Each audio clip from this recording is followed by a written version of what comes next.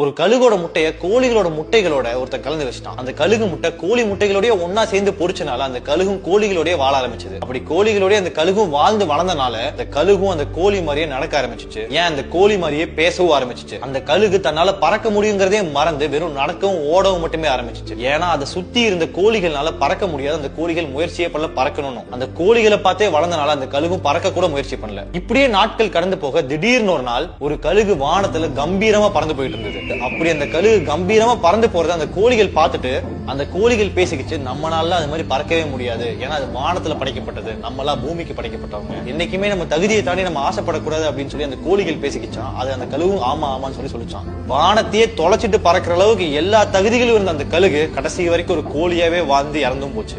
அந்த கழுகு மட்டுமா கோழிகளோட ஒன்னா சேர்ந்து வாழ்ந்துட்டு இருக்கு? நம்மள எத்தனை பேர் கழுகு மாதிரி எல்லா தகுதிகளும் நம்ம கோழிகளோட சுத்திக்கிட்டு இருக்கோம். வானத்தையும் தாண்டி பறக்கிற அளவுக்கு ஒவ்வொருத்தனுக்குள்ளயும் ஒரு திறமை இருக்கு. ஆனாலும் நம்ம சுத்தி இருக்கவங்க கோழிகளா இருக்கனால நம்ம கழுகு அப்படிங்கறதே மறந்துடுறோம்.